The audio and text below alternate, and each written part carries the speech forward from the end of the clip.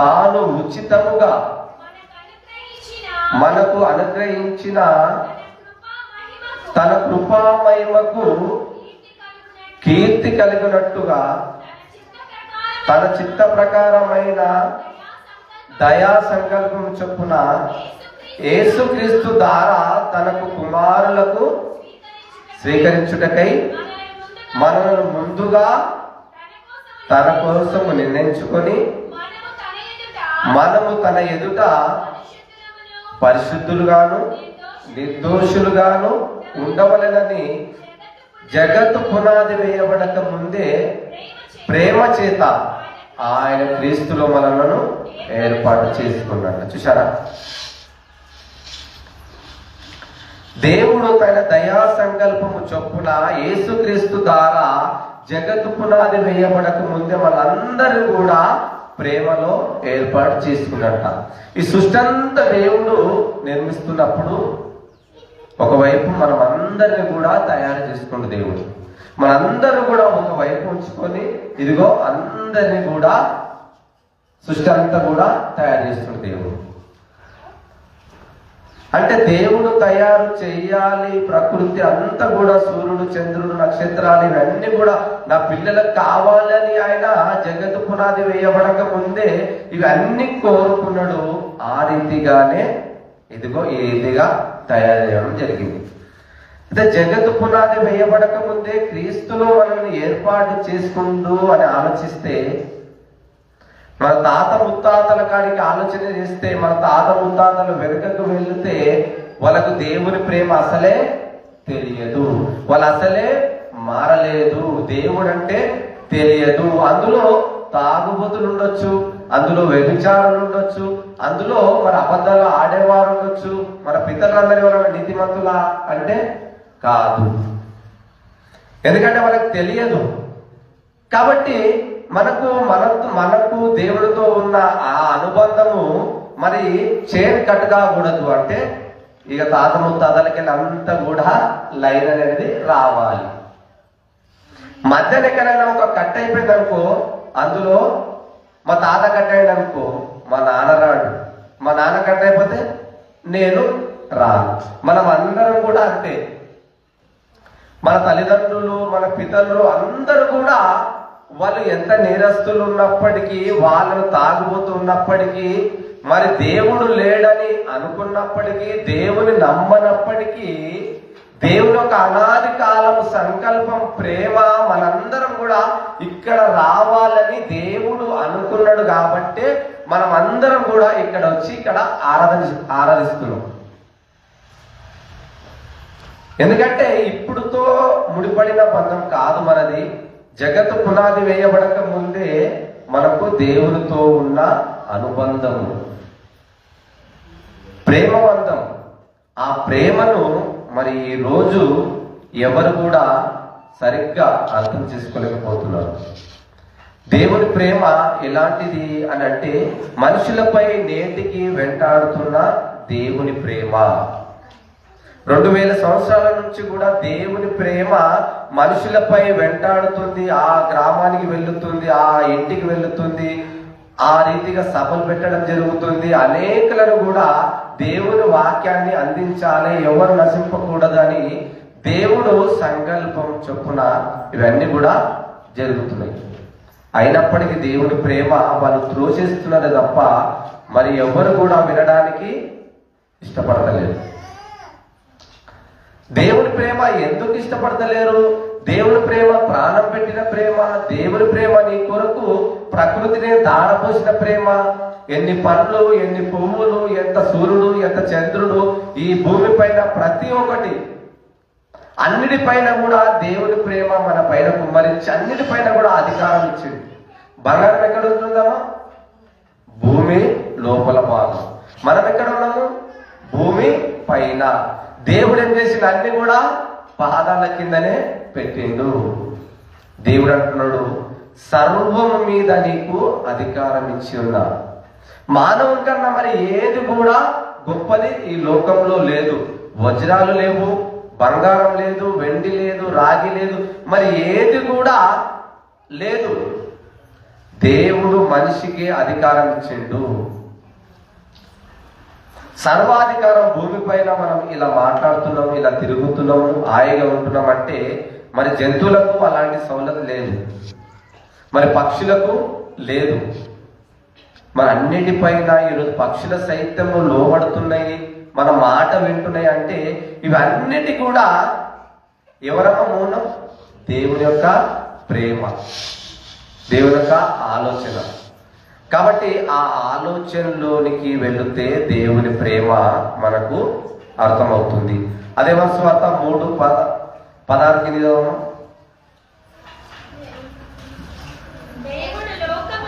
దేవుడు లోకమును ఎంతో ప్రేమించెను కాగా అద్వితీయ కుమారునిగా పుట్టిన వాని యందు విశ్వాసముంచు ప్రతి వాడు నశింపక. చూశారా, దేవుడు మనుషులందరూ కూడా చెడిపోతున్నారని తెలిసి, మనుషులందరూ కూడా నాశనానికి వెళ్ళిపోతున్నారని తెలిసి తన ప్రియకుమారుని ఈ లోకానికి పంపించి ఎవ్వరు కూడా నశింపకూడదు అని యేసుక్రీస్తును పుట్టిస్తే, ఆ యేసు ప్రభు వచ్చి మన కొరకు ఎన్నో బాధలు, ఎన్నో హింసలు, పాపాలు తీయడం అంతా సులువైన పని కాదు. ఒక వ్యక్తి పాపాలు తొలగించడం అంటే అంత చిన్న పని కాదు. ఈ భూమి పైన 1 లక్ష రూపాయలు ఇస్తే కూడా ఎవరు కూడా పాపాలు తీయలేరు. కానీ చిన్న మన కంట్లో ఒక దుమ్ము పడితే కూడా ఆ త్వరగా దుమ్మును మనము తీయలేము. డాక్టర్ దగ్గరికి వెళ్ళాలి. నర్సుమన్నకు చిన్న దుమ్ము పడ్డది కంట్లో, కానీ ఆ కన్నుకి ఆపరేషన్ అయింది చిన్నగా, అంటే తొలగించుకోలేకపోయినాము. అంటే ఒక దుమ్ము కంటికి అంత రెప్పతో మరి గట్టిగా తాకినప్పుడు అది తొలగించాలన్నా, రౌతులు తొలగించాలన్నా, కంటి నుంచి గాజులు తొలగించాలన్నా డాక్టర్కి ఎంతో ఇబ్బంది అవుతుంది.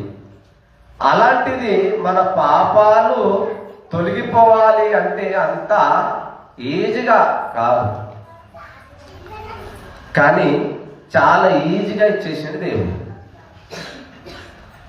చాలా భారంతో కూడిన పాపము, మన ఇష్టానుసారంగా చేసిన పాపాలన్నిటి కూడా చాలా సింపుల్ గా దేవుడు తీసేసిండు.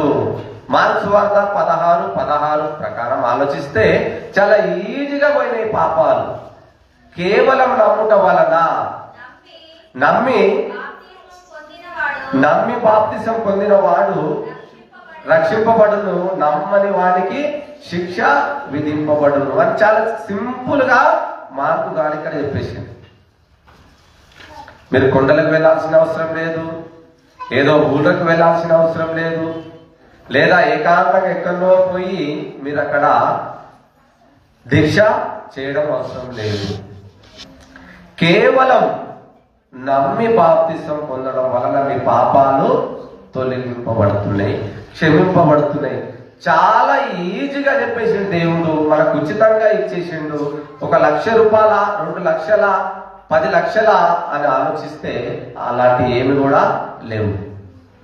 నీ పాపాలు పోవాలంటే యేసుక్రీస్తును సొంత రక్షణగా అంగీకరించి నువ్వు దేవుని ప్రేమను రుచి చూస్తే, దేవుని ప్రేమ నీకు ఆలోచిస్తే, దేవుడు అంటే ఎవరో నీకు అర్థమవుతే, దేవుడు లోకంను ఎంతో ప్రేమించెను అంటే ఈ ప్రకృతినే ఎంతో ప్రేమించింది కదా దేవుడు. నీ పాపాలు కూడా అంత ఈజీగా తొలగేస్తుంది దేవుడు. కాబట్టి నమ్మి బాప్తిసం పొందిన వాడు రక్షింపబడును, నమ్మని వానికి శిక్ష విధింపబడును. ఈ భూమి పైన ఉన్నప్పుడు ధనవంతుడు నమ్మలేడు, ఈ భూమి పైన ఉన్నప్పుడు దేవుని ప్రేమ తెలుసుకోలేడు, ఈ భూమి పైన ఉన్నప్పుడు అన్ని కూడా అనుభవించిండు. ధనవంతుడు చేసిన అతిపెద్ద పాపము దేవుని గురించి తెలుసుకోలేడు. అదే రీతిగా తన ఇష్టానుసారంగా బ్రతికేడు. ఈ భూమి పైన దేవునిచ్చిన ఈ శరీరాన్ని నీ ఇష్టానుసారంగా, నీ ఆలోచన ప్రకారంగా ఎలా నడిస్తే అలా నడుచుకోకూడదు, వదిలేయాలి. కొన్ని దేవునికి నచ్చినట్లు ఉండాలి. దేవుడు ఎలా నడుచుకోమన్నాడో ఆ రీతిగా తన ఎదుట పరిశుద్ధులుగాను నిర్దోషులుగా ఉండవాలని జగత్తు పునాది వేయబడక ముందే మనలను కోరుకున్నాడు. అలా కోరుకున్న ఆ దేవుడు మనం అందరం కూడా భూమిపైకి ఆదాము ద్వారా వచ్చి ఇలా పాపం చేస్తూ పాపులుగా మారిపోతున్నారు. అందరూ కూడా పాపం చేసి పాపులుగా మారిపోతున్న సమయంలో యేసుక్రీస్తును మరలా ఈ భూమిపైకి పంపించాడు. దేవుని ప్రేమ ఎలాంటిదంటే తల్లి ప్రేమ కేవలము 10% మాత్రమే. తల్లి మోసింది కాబట్టి ప్రేమ, కానీ ఆ మోయడానికి తల్లి గర్భంలో ఆ నిర్మాణం చేస్తున్న ఆ దేవుని ప్రేమ చాలా విలువైంది. తల్లి గర్భంలో ఏం జరుగుతుందో ఎవరికి తెలియదు.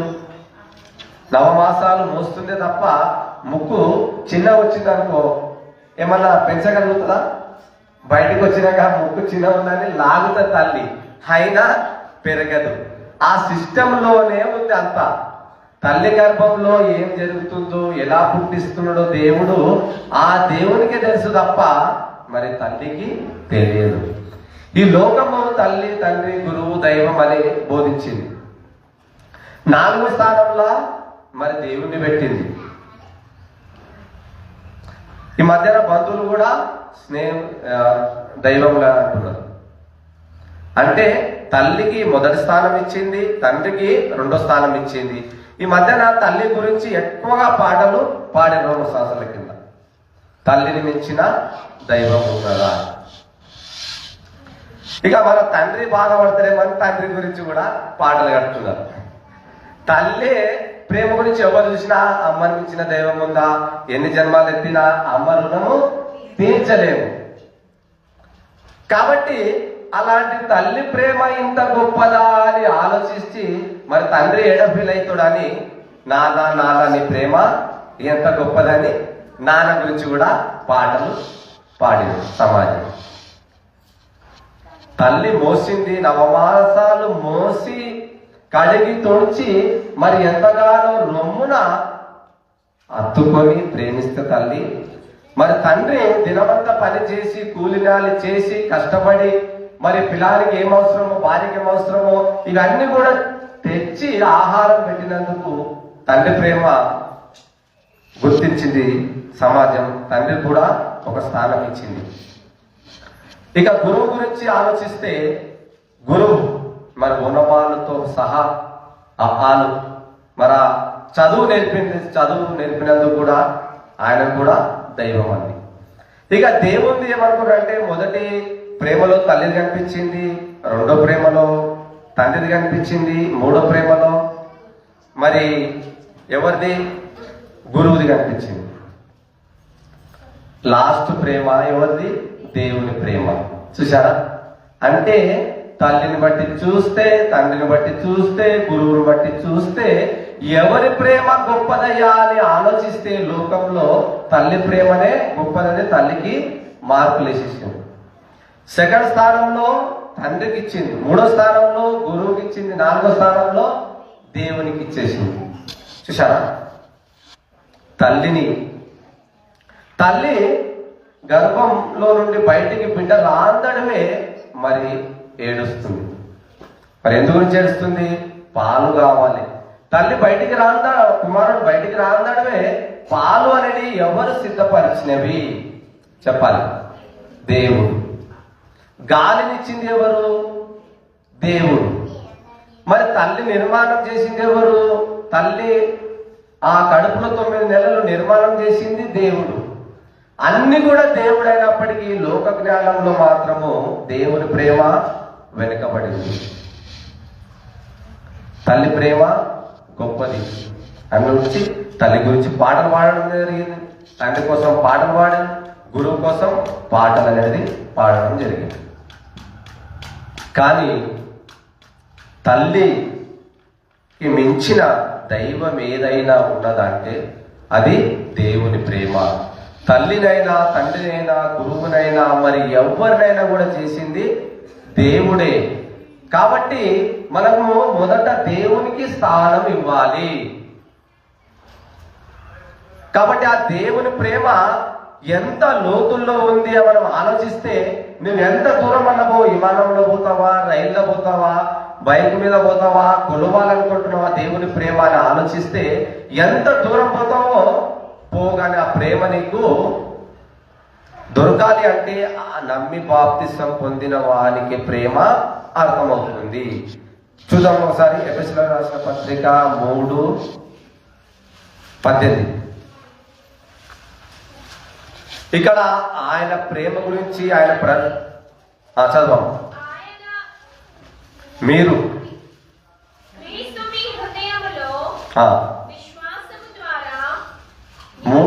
ఎఫెసీయులకు రాసిన పత్రిక 3:18.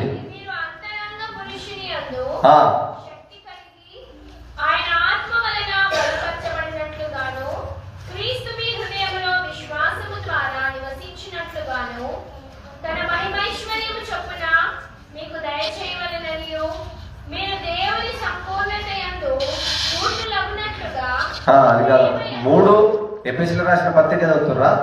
3:18. మీరు దేవుని సంపూర్ణమందు ఆడికని చదవండి.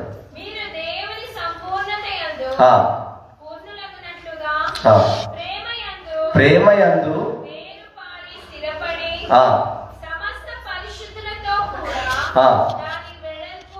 దాని వెడల్పు, పొడుగు, లోతు, ఎత్తు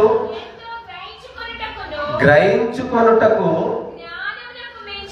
జ్ఞానమునకు మించిన క్రీస్తు ప్రేమ తెలుసుకొనుటకు.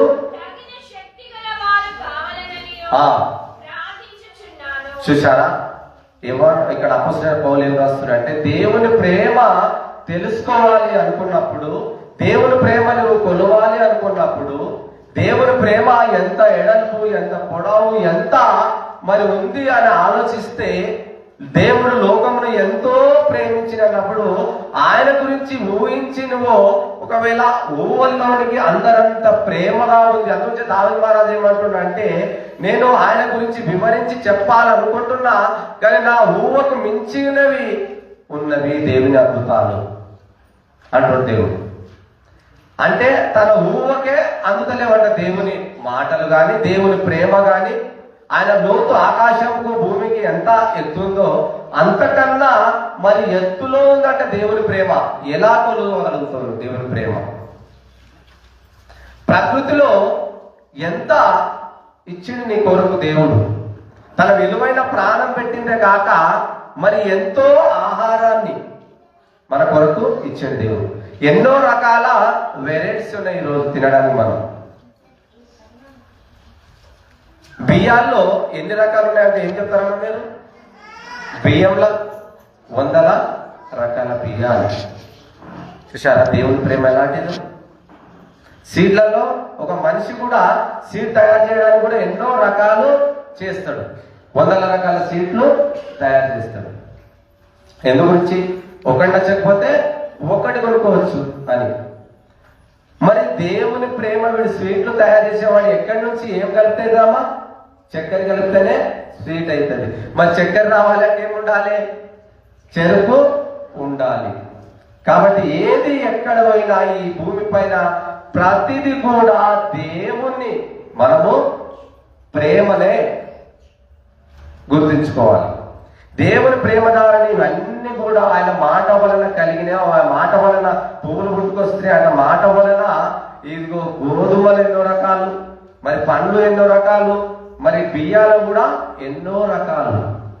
బాస్మతి బియ్యం అది చాలా ఖరీదైనవి. అవి పెద్ద పెద్ద ఫంక్షన్లోనికే వాడతారు. కర్నూలు బియ్యం చాలా ఫేమస్. బియ్యాల్లో ఇన్ని వెరైటీ ఉండాలా? అన్ని వెరైటీ ఉండాలనుకున్నాడు దేవుడు.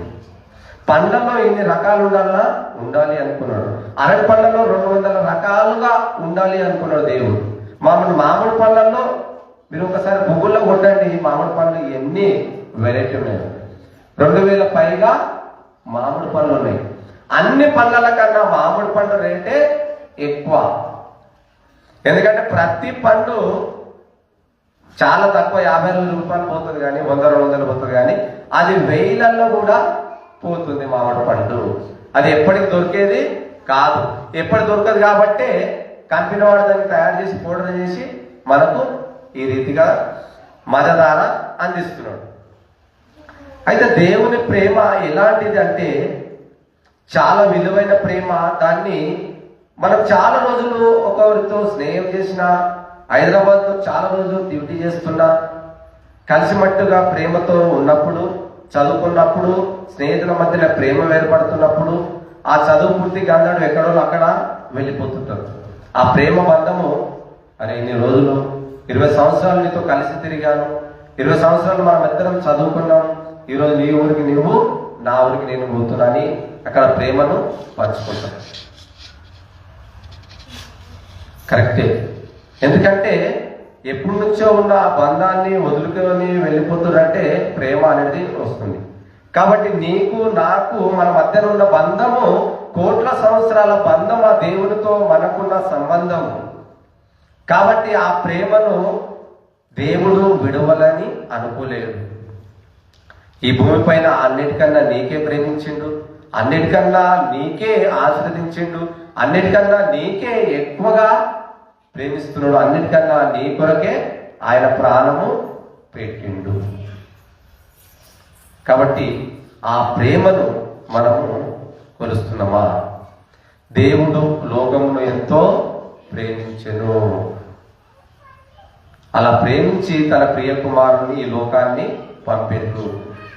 మనం యేసుక్రీస్తుకు ఎవరైనా 2000 సంవత్సరాల కింద చూసుండొచ్చు ధనులు, కానీ మనకి యేసు ప్రభు ఎలా పరిచయం అవుతాడు? వాక్యం ద్వారా పరిచయం అయిండు, అదే ఫోటో ద్వారా కూడా ప్రపంచానికి పరిచయం అయ్యాడు. యేసుక్రీస్తు ఫోటో చూడండి, ఈయననే దేవుడు అని అనుకుంటారు. చాలా మంది అనుకుంటారు లేదా? ప్రతి ఒక్కరు కూడా అనుకుంటారు యేసు ప్రభు ఇలానే ఉంటాడు. ఎలా ఉంటాడు? యేసుక్రీస్తు బొమ్మ ప్రతి ఒక్కరికి కూడా ఈ రీతిగానే కనిపిస్తుంది. మన పేపర్లో ఎక్కడ చూసినా, టీవీలో చూసినా, దీని ద్వారా కూడా అనేకులు కూడా మారిండ్రు. కన్నమయ్య సినిమా ద్వారా కూడా అనేకులు మారిండ్రు. అంటే ఇది కేవలం గుర్తు తప్ప యేసుక్రీస్తు ఇలా ఉన్నాడని మనము చెప్పలేము. కాబట్టి ఆ ఫోటోలో ఉన్న పంపిస్తేనే చాలా మంది ఫోటో చూసి మారిన వాళ్ళు ఉన్నారు, సినిమా చూసి మారిన వాళ్ళు ఉన్నారు, ఆయన వాక్యం విని మారిన వాళ్ళు ఉన్నారు, అనేకులు కూడా ఆయన ప్రేమ రుచి చూసి తెలుసుకున్నవారు. కాబట్టి మనం అందరం కూడా ఈరోజు దేవుడి ప్రేమ తెలుసుకోవాలి అంటే ఆయనను వెంబడించాలి, వాక్యాన్ని తెలుసుకోవాలి, ప్రతిదినం కూడా ఆలోచించాలి. మరి దేవుడు లోకంలో ఎంతో ప్రేమించను, అక్క చెల్లెళ్ళ కన్నా, అన్నదమ్ముల కన్నా పాటలు పాడుతుంటాం కదా మనం. ఇవన్నీ కూడా దేవుని తర్వాతనే. మనం అందరం కూడా నమ్మి బాప్తిసం పొందడం వలన రక్షింపబడును, నమ్మని వానికి శిక్ష విధింపబడును. ప్రేమ. కాబట్టి దేవుని ప్రేమను అర్థం చేసుకోవాలి మనం అందరం. ఆ దేవుని కొరకే మనం అందరం కూడా బ్రతకాలి. ఆ దేవుని అడుగుజాడలో మీరందరూ కూడా శాశ్వతమైన ప్రేమతో ఆయన మనల్ని ప్రేమిస్తున్నాడు. చూద్దాం ఒకసారి. ఇర్మియా